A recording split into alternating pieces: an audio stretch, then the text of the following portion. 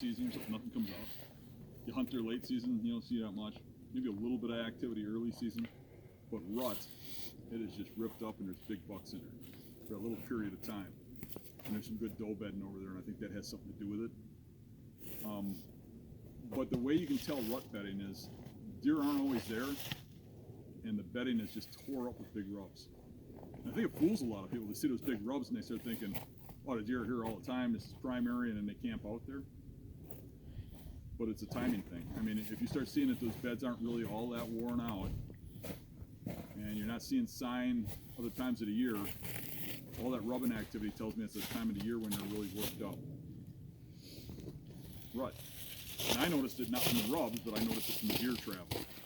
I noticed that during the rut, I was seeing the bucks come from that direction, so I started looking that way, and then I started scouting that way.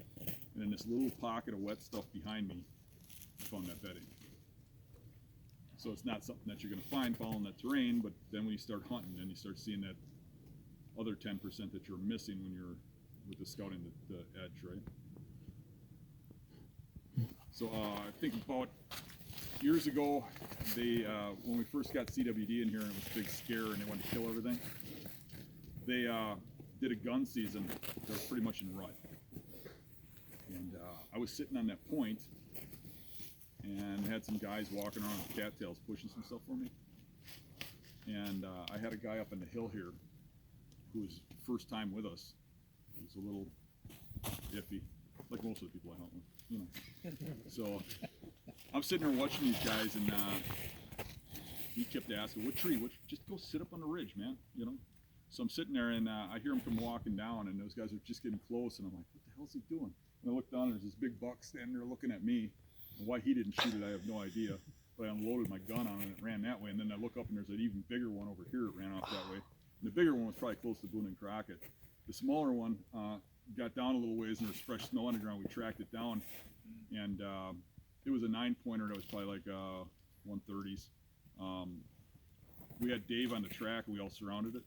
And Dave ended up shooting it right in its bed. It didn't get out of the bed. He saw it in the bed and shot it. And walked over there, and both antlers fell off. But and that was like rut time. You know? Wow. But those deer came out of this bed and they're right behind me. But always around rut. You know? So we'll go down there and take a look at those beds and see if you guys can recognize it for rut bedding. Now I haven't been in there all year, so I have no idea what we're going to see. But most of the time when I walk in there at this time of the year, it's tore up with rubs, and the beds are pretty visible because there's only one spot they can bed, which is a little bit of a dike where at some point, you know, probably been in the 50s, the DNR dug out a trench, you know, and left some high ground.